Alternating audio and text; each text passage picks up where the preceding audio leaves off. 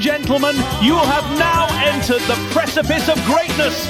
Welcome to Live from the Bench with JQ. You sure look like a master to me. And Boulevard. I want to hear about this, homie. So forget about it, cuz. Round 1, fight. What's up, everybody? It's GQ here, live from the bench. Today's going to be a special episode. I'm going to be interviewing a player from the team that I manage, the New Jersey Eagles. Boulevard is not here, but he's probably going to be the person moving down the road who will be doing the interviews of players for the most part. Today I have star receiver from the New Jersey Eagles, Dylan Ricca. Dylan, thanks for coming on. Thank you for having me.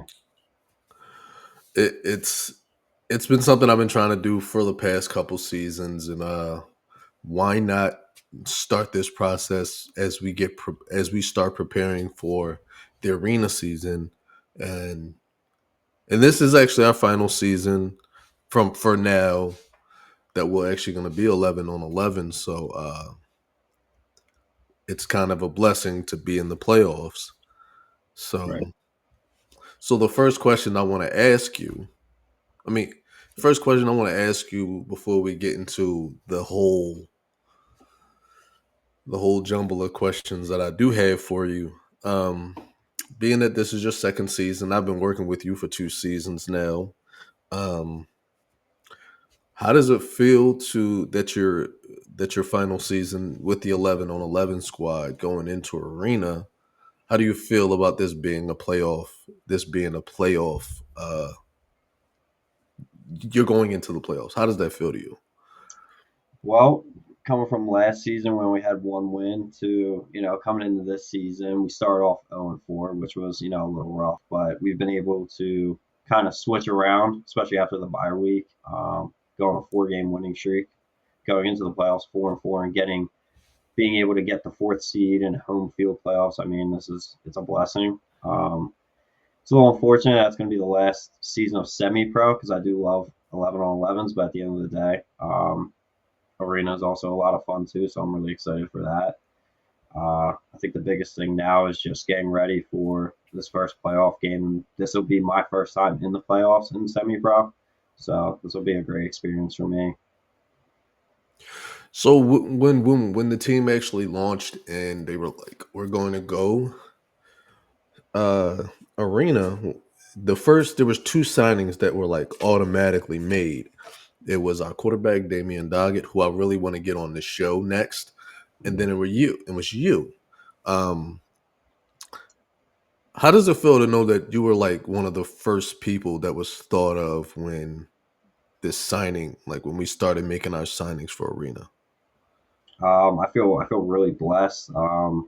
I feel like I put in a lot of work to be able to even get to that point, to be able to get noticed, because I'm not the biggest stature receiver, so I gotta put in more work than other people, and for me to be able to get that opportunity to be able to be thought of, one of the first people to be thought of to be signed, and to be able to get this opportunity, because not many people get that opportunity to be able to play this. I feel really, really good. I feel really good about this. And hopefully when we go into arena and stuff too, I have a big jump in my career. Well, it's kind of funny because it leads into my first actually interview question. You kind of started lighting up the field. So do you feel like this is something that's going to start translating to how you are? Because you and Damian have really, really developed a connection to where it's a point where like it's expected that you're going to become more of a volume catcher, considering that we did lose Darnell. Yeah. And we're not sure about Dustin. Everybody else knows him as Duddy. We're not sure what we're going to get from there. You're kind of like the guy. Do you feel like you're about to make a jump in the playoffs as well? Yeah, I have full confidence I'll be able to make that jump. Any opportunity that comes my way, I try to execute every opportunity because there's only so many opportunities. Everything has to go right for a receiver to touch the ball. So any opportunity that I get, whether it's one, whether it's three, whether it's five, I gotta capitalize and make the most on it every play. Sounds perfect. So, it's one of those things, everybody has a pregame. I have a pregame vibe, when I walk out the center field, I kneel down and I touch the grass, you know, trying to be Yeah. fun with it. What's your pregame vibe? Like what do you do to get yourself ready for the games? Well, when I get to the field, I kind of just, walk around, kind of really slow my heart rate down, try to really focus in on what I'm about to do, get a really good stretch in, talk to the guys, bring some more positivity around the guys and stuff, get them hyped up. Um, it's really just making sure my body and my mental's right, just going over all the plays that we're going to be running, the game plan, just from what I've seen from film throughout the week too. Just thinking of different, you know, route techniques I can use against some of the corners I'll be facing, different coverages that I've seen, where pockets are in their defense when they're playing certain coverages. That's kind of going through my pregame of just all the mental stuff, and then once I get into the physical stuff, it's really just stretching, getting my legs loose, getting my hips loose, my core, all that stuff. Get my hands right, my hand-eye coordination. I try to catch Okay. at least 200 balls before the game. Oh, wow. That's good. Yeah. So, every wideout has their favorite route. What's your favorite route? Oh, sheesh. Um, Probably either a post corner or 10 out and up. I like the double moves. Yeah.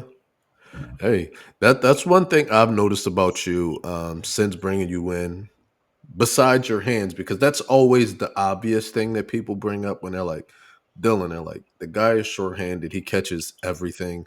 And not just the way you catch it, like because you're the type of guy I say Dylan has the widest catch trajectory on the team, probably in the league, probably in the city.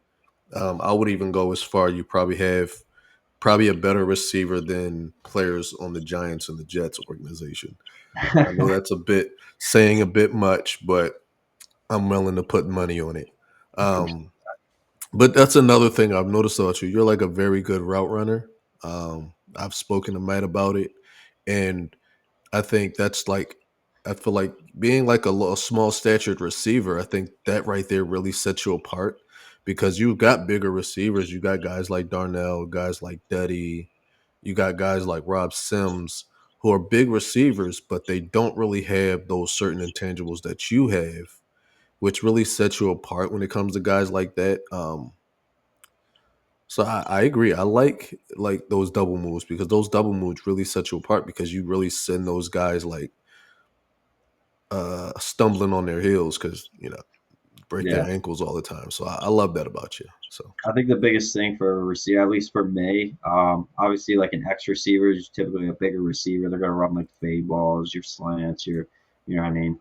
They're the guys that are gonna go for the 50-50 balls. So for me, since I'm not a taller receiver, I know that my route running, I have to be a route technician. I have to be really good with my hands and understanding every route, understanding how to run routes in each coverage is really important for someone like me so I can gain separation because the 50-50 balls I can grab, but I'm not going to get them as well as someone like Rob or someone like Dustin because they're taller.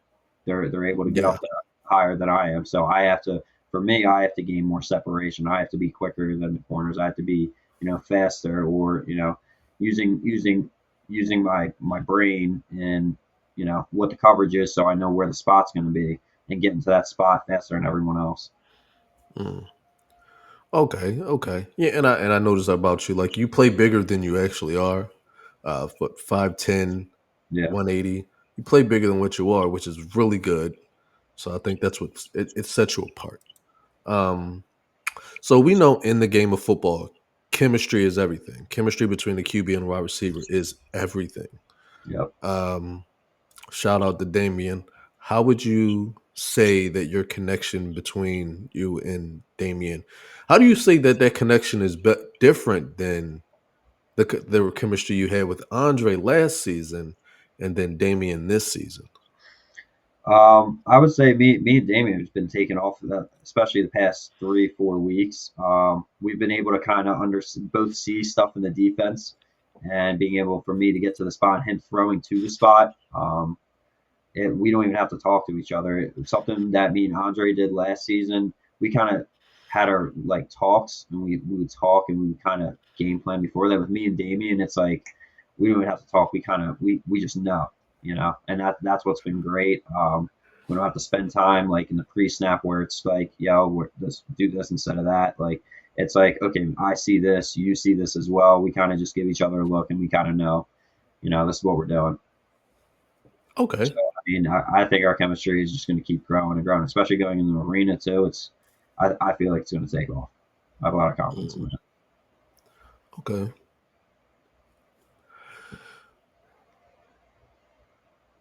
When nobody's watching, what does your grind look like? What is Dylan doing when there's no bright lights, there's no cameras, and there's no other teammates there? What is Dylan doing? What is his grind like? How do you stay prepared or in football shape? I think the biggest thing for me, and a lot of people are going to say, I go to the gym, I go, what I mean, I go to the field, whatever. But I think the biggest thing for me is recovery.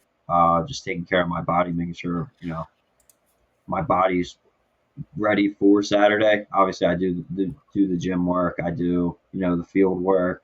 I study film. I do all that stuff. But I think the biggest thing for me is taking care of my body by actively getting massages, cold water plunges, Epsom salt baths, all that type of stuff, just to be able to get my body right. Okay. Okay. So, um, so we all have our tough moments. Like I went through it.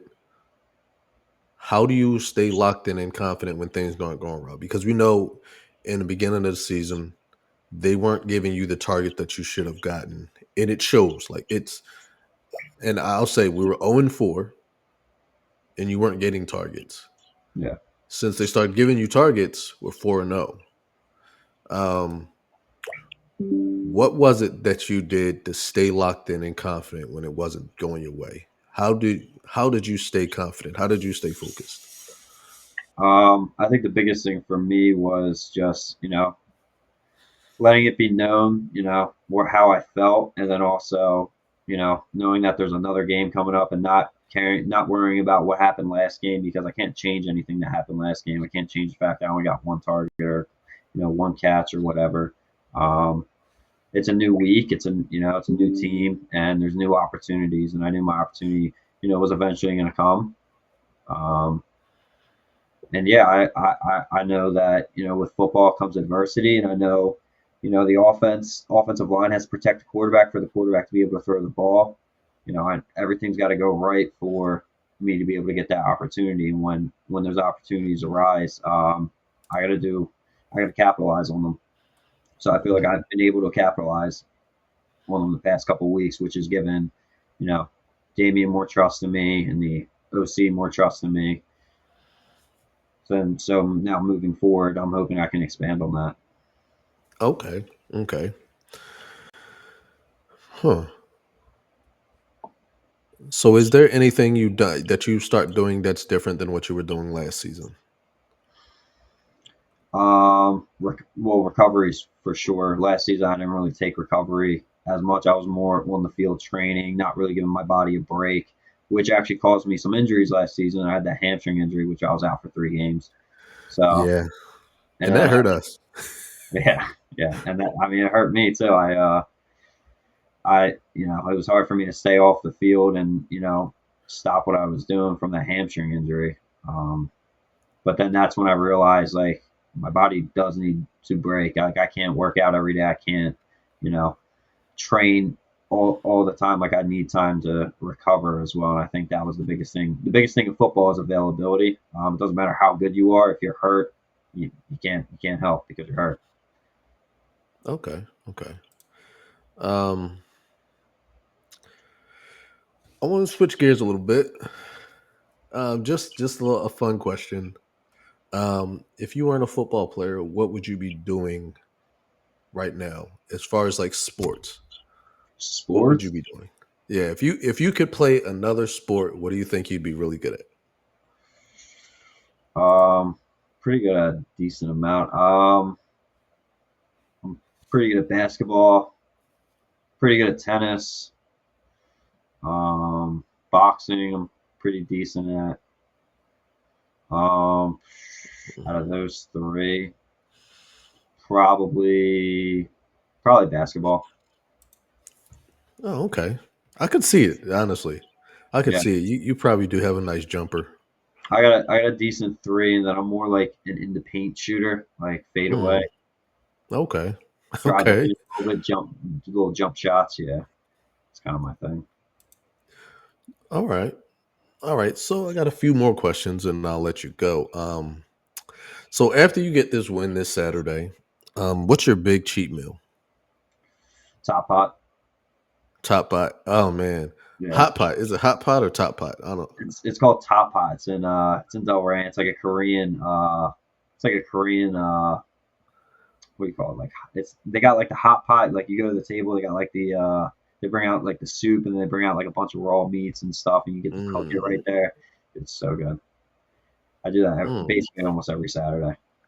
Oh, okay. I mean that's a routine to get you in the mood. So Yeah. I like it. I like it. Um,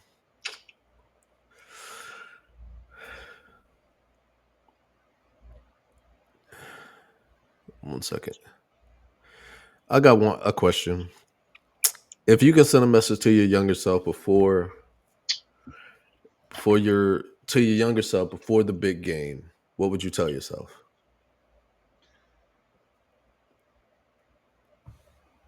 Repeat that one more time so I can. Okay. Uh, if you could send a message to your younger self before their first big game, what would you tell yourself? Um,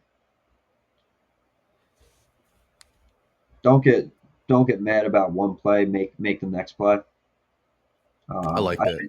Yeah, I feel like when I was younger, I drop a ball and I'd get really in my head, or I'd have a bad route or something like that, or just make a mental mistake and I'd get like too much in my head because I'm a perfectionist. So when I do Yeah. something wrong, I mean, even to this day, it still bothers me, but I've gotten a lot better at just like next play mentality. Um, I probably would tell myself I probably would have made more plays when I was younger if I would have been more like that, more next play mentality. Okay. All right. Final question. I'm going to give you a couple individuals. Yeah, This is kind of this is kind of where it gets a bit spicy. sounds good. All right. So, Dylan, it's you and Damian Doggett, the quarterback of this team, at the 50. Who wins the foot race to the end zone first? Damien, Okay. so fast. Who's another guy I can throw out there? Probably a speedy guy. I don't know if there's anybody else out there that I would even put up against you. Like it's just Damien. There's nobody else that I would actually say. Yeah, probably just Damien. I would Yeah. think so. I think everyone else I got him. Yeah. Because that's the one thing, and which is one thing as I always say. I want to ask the OC, Lester Cream, who's a legend in the semi-pro world. Why don't we throw more fly ups with you? Well, we saw what happened a couple weeks ago. Second play of the game, Yeah, fly route, just throw it 60-yard deep. touchdown. Yeah. It- Funny because the OC he actually was calling me turtles in training camp, so I hired a speed trainer. I got my speed up even more, and I was like, I came up to him beginning of the season. I was like, "Am I still turtles?" He was like, "Oh man, I'm just messing with you." yeah, that's the one thing about him. He's going to try to find the light in the situation. So No, I know, and I honestly love that about him because even when he messes with me, it's like, "Oh, okay, that's how you feel. Well, I'm gonna go out there and prove you wrong." yeah, And that's the thing about him. He doesn't. If he doesn't like you, he's not gonna. He won't speak to you. He won't even like joke around with you. But I mean, so I like Petty. I like working with him. Yeah, I like him too. He's He tough, but I like him. Yeah, and one thing about him is like if he knows you got a talent, he's gonna let you do your thing. If he knows you got a skill, he's not gonna get in your way. He's not gonna micromanage you. He's gonna let you do your thing. So I like working with him, and I was actually really excited about the merger when it did happen, and I'm looking forward to working with him on the front office when we get into arena. Yeah, exactly. So before we close out, Dylan, I want to ask you, what are your predictions for this weekend?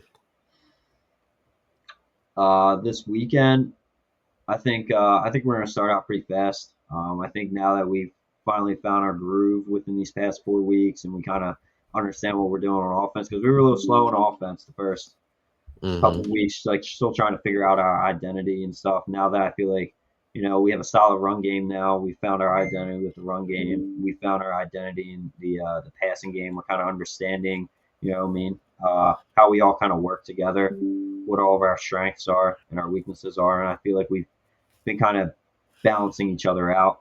Defense been holding us down most of the year. They're still going to do their thing. I already know that. So I think we're going to start out really fast. I think if we keep our foot on the gas pedal, we can come out with a big win. Okay. We can shock a lot of people. All right.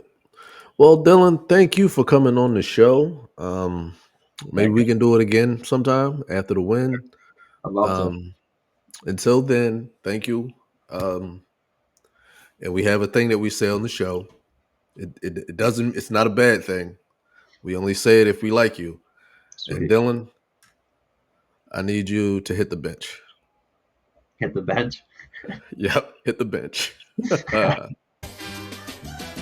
All right, everybody. Thank you for coming out to check out our show. We'll be back again soon with another episode for you to enjoy. On behalf of GQ and the interns, I'm Boulevard. Peace, love, and go Birds.